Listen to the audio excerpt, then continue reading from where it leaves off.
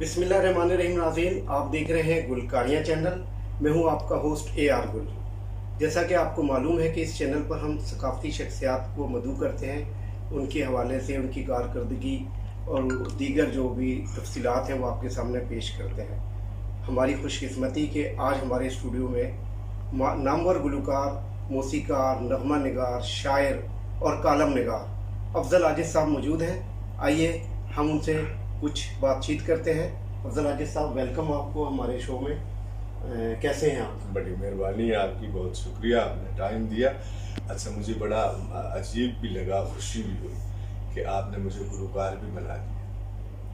नहीं, जो शायर होता है बेसिकली वो गुलकार भी होता है, अपना कलाम तो खुद गुनगुना कर। मैं तो यही चाहता था कि हमारे सुनने वालों को मालूम हो कि शायर गुलकार भी होता है, मुतरन्नम होता है ना वो शायर। जी, अच्छा, तो आप की तो खैर इस शोबे में यानी कि शोबा शायरी में बहुत लंबी चौड़ी आपकी खिदमात हैं, तो आप अपने हवाले से कुछ बताएंगे कि कैसे आपको ये शौक़ हुआ और आपका कलाम अब तक किन किन नामवर गुलकारों ने गाया?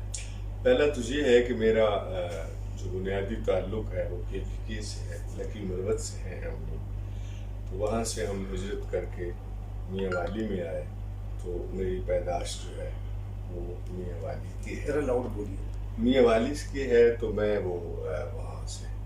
अब जाहिर है ये एक आम सी बात है कि जी मुझे बचपन से ही शौक़ था। अब मुझे नहीं मालूम कि आपको या आपके सुनने वालों को ये बात अच्छी लगे या बुरी लगे, लेकिन बात यही है कि बचपन से ही मुझे ये शेर व शायरी का शौक़ था। तो हम जिस इलाके से ताल्लुक़ रखते हैं वहाँ और तो कोई चीज़ है नहीं कि हमारे हम जवानी में कुछ करते। सो यही म्यूज़िक और यही शायरी जो है, इसके ज़रिए हमने अपना इज़हार किया। तो आपकी ज़्यादातर शायरी जो है वो सराइकी में है, इसकी क्या वजह है? एक तो चूँकि वो मेरी मादरी ज़ुबान है और मैं समझता हूँ कि उसमें मैं बेहतर लिख सकता हूँ किसी रुकावट के बगैर। लेकिन ऐसा भी नहीं है, ज़्यादातर मैंने सराइकी में लिखा, लेकिन जब मैंने फ़िल्मों में लिखा तो ज़ाहिर है पंजाबी में लिखा, उर्दू में भी मैंने लिखा, लेकिन ज़्यादा सराइकी में लिखा क्योंकि मेरा ताल्लुक़ उस इलाके से है। तो ज़्यादातर वहाँ से लोग आते थे, जैसे अताउल्ला ईसा खिलवी साहब हो गए, शफाउल्ला रोकड़ी साहब हो गए और दर्जनों लोग हैं। इंडियन की हेमलता हमारी बड़ी मारूफ गुलकारा है, उनके साथ मैंने सराइकी एल्बम बनाया। तो इसलिए मैं समझता हूँ कि सराइकी जो है वो मैंने उसमें ज़्यादा काम किया। अच्छा, पहली बार आपकी शायरी को कब उरूज मिला, यानी कब आपकी शनाख्त हुई बतौर शायर? शुरू में मैं असल में बुनियादी तौर पे जो मैंने जब शायरी के सफ़र का आगाज़ किया तो मैं पॉलिटिकल आदमी था। मैंने सियासी शायरी की और अपने इलाके में मैंने जो है सियासी जलसों में पढ़ना शुरू किया और वहाँ एक सियासी और समाजी तब्दीली के लिए काम करने के लिए नज़में कही। फिर बाद में ऐसा हुआ कि एक दोस्त थे तो उन्होंने कहा मुझे कुछ गीत लिख के दे दें। तो मैंने कहा यार मैंने तो गीत कभी लिखा ही नहीं। उन्होंने कहा कुछ लिख तो दे।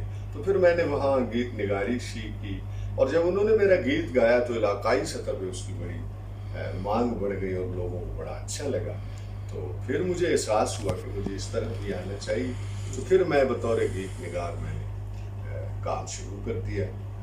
जी आजिज़ साहब, ये बताइए कि जो आपका पहला सुपर हिट गीत है वो कौन सा था, और उसके अलावा अताउल्ला ईसा खिलवी के साथ आपने बहुत ज़्यादा काम किया है, तो कौन कौन से उनके जो कुछ चंद एक के बता दें बोल जो नगमात हिट हुए? अताउल्ला ईसा खिलवी के साथ तो बखैर मैंने बहुत काम किया, 25-30 साल काम किया। तो पहला जो मेरा गीत सुपर हिट हुआ और दुनिया में मुझे शनाख्त मिली वो था मैनू करनी साड़ के कोला वे ढोला सियाना थी मेहा झाझाते की तई होला वे ढोला सियाना सियानी थी मेहा। ये इस गीत से मुझे शनाख्त मिली। फिर बाद में तो एक लंबी है फहरिस्त है, जैसे प्यार लाल से वे उसे नान देख लिया कर बीमार नू शफा मिल जांदी है। प्यार नाल ना सही गुस्से नाल वेख लिया कर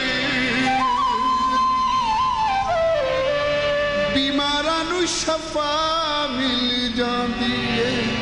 اور درجنوں گانے ہیں جو میں نے ان کے ساتھ گائے. پھر بعد میں شفاء اللہ روکھڑی صاحب مرحوم کے ساتھ میں نے کام کیا تو اللہ نے وہاں بھی بہت عزت دی.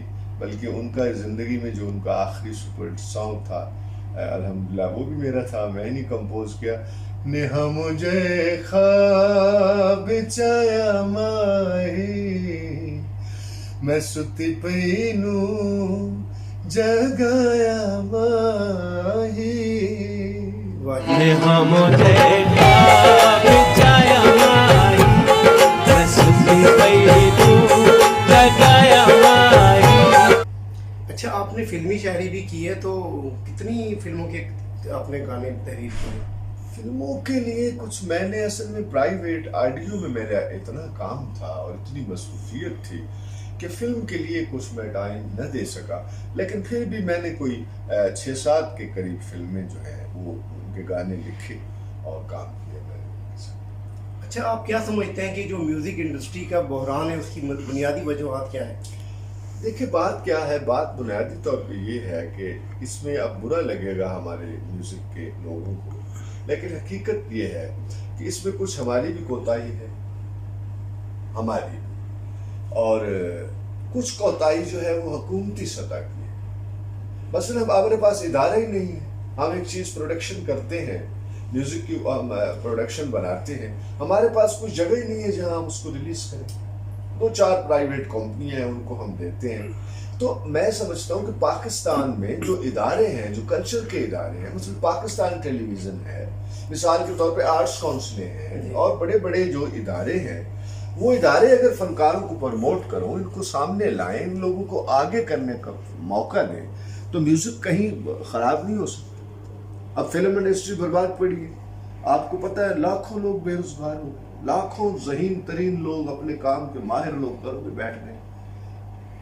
ہماری غلطیاں کوتاہیاں ہیں, لیکن یہ بھی طے شدہ بات ہے کہ حکومت نے بھی ہمارے لیے کچھ نہیں. جی, تو اب آپ کیا سمجھتے ہیں فلم انڈسٹری کو کس طرح ہم بحال کر سکتے ہیں دوبارہ؟ دیکھیں یار, فلم انڈسٹری کو ہم بحال کر سکتے ہیں. میں اتنا بڑا آدمی نہیں ہوں, لیکن میں سمجھتا ہوں کہ ہم کر سکتے ہیں. وہ اس طرح کر سکتے ہیں بھائی صاحب کہ اگر کوئی اچھے 10 پروڈیوسر ایک ہی وقت میں 10 فلمیں شروع کریں, شرط اس میں یہ ہے کہ ہر فلم کا شاعر مختلف ہو, ہر فلم کا میوزک ڈائریکٹر مختلف, ہر فلم کے اداکار مختلف ہوں, سبجیکٹ مختلف ہو, میوزک مختلف ہو, ہدایت کار مختلف ہو. ایک وقت میں آپ 10 فلمیں بنائیں, چھوٹے بجٹ کی بنا لیں, دیکھیں چلتا ہے. یار یہ ہمارے سرائکی ہیں, سرائکی والے چھوٹی چھوٹی فلمیں بنا رہے ہیں, ان کے اداکار سپر ہٹ ہیں, وہ علاقے میں چل رہی ہیں. تو ہمارے تو یہ فلم انڈسٹری کا جو ادارہ ہے, یہ تو بہت بڑا ادارہ ہے یار.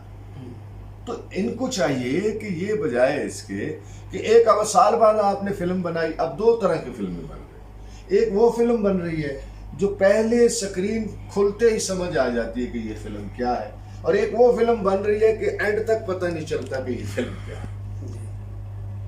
اچھا ناظرین, آپ کو یہ بھی بتا دیں ان کی جو ایک خوبی یہ بھی ہے کہ عبدالعاجز صاحب بہترین کالم نگار ہیں. عاجزیاں کے نام سے ان کا کالم جو ہے مسلسل چھپتا رہا ہے. تو ان سے پوچھتے ہیں کہ آج کل اس حوالے سے آپ کیا کوئی کالم وغیرہ آپ کا چھپتا ہے؟ نہیں, میں بالکل لکھتا ہوں, اور روزنامہ پاکستان میں میں آج کل لکھ رہا ہوں کالم. اور ظاہر ہے کہ میں اب بہت کم لوگوں کو جان پایا. میں کہ بنیادی طور پہ جب میں میاں والی میں تھا تو میں صحافت سے بھی رہا, اور میں امروز کے لیے کام کرتا رہا, مشرق کے لیے کام کرتا. پھر میں نے ذاتی اپنا اخبار بھی نکالا. اچھا, اپنا اخبار بھی نکالا. پھر بعد میں میری فیلڈ بدلی تو میں نے ادھر آ گیا, تو وہ رہ گیا. تو لکھنا پڑھنا تو شاعر کا کام ہے, تو میں لکھتا رہتا ہوں. پاکستان میں بھی لکھتا ہوں, سوشل میڈیا پہ بھی اے میرے صاحب کے عنوان سے میں ایک مستقل کالم لکھتا ہوں, بلکہ روزانہ کی بنیاد پر. اچھا یہ بتائیں کہ آپ نے تقریباً ہزاروں کی تعداد میں گیت لکھے, شاعری کی ہے, تو کیا وجہ ہے کہ ابھی تک آپ کو حکومتی سطح پر سرپرستی نہیں مل سکی, کوئی اعزاز, کوئی کسی قسم کا کوئی پذیرائی نہیں ملی؟ اس کی پس پردہ کیا وجہ ہے؟ یار گل صاحب, آپ مجھ سے بہتر جانتے ہیں, ہم فقیر لوگ ہیں, ملنگ لوگ ہیں, تو ہم تو اپنے کام پہ یقین رکھتے ہیں, کام کرتے رہتے ہیں. ایوارڈ جو ہیں ظاہر ہے وہ کس طرح ملتے ہیں, کیسے ملتے ہیں, کن لوگوں کو ملتے ہیں, آپ مجھ سے زیادہ بہتر جانتے ہیں. तो मेरी तो कोई ऐसी अप्रोच भी नहीं है, ना कोई हुकूमती इदारों में हमारा कोई जानने वाला है, ना हमारे काम को कोई समझने वाला है। इसके लिए तो कोई ऐसे लोग हो, मतलब हम तो आवाम हो यार, हमने तो आवाम का काम किया है। आप खेतों खलिहानों में जो लोग काम करते हैं, हमने तो उनके लिए काम किया, मजदूरों के लिए काम किया, गरीब लोगों के लिए काम किया। इस मुल्क के जो असल अवाम है उनके लिए हमने गाने लिखे हैं, म्यूजिक दिए। तो मैं समझता हूँ कि अगर हुकूमती सतह पे कोई अवार्ड मिलना चाहिए तो हमसे ज्यादा कौन हकदार हो सकता है, लेकिन मैं समझता हूँ हुकूमत शायद हमें हकदार नहीं समझती। जी, ये हुकूमती जो है आला अहदेदार हैं, जो सकाफती सीटों पर लोग बैठे हुए हैं, उनको इस बात पर ध्यान देना चाहिए कि अफजल आजिफ जैसे और दीगर बेशुमार लोग हैं जो वाकई हुकूमती पजीराई के हकदार हैं, उनको उनका हक मिलना चाहिए। इसके साथ ही हम इजाज़त चाहते हैं। इजाज़त दी, अल्लाह हाफ़िज़।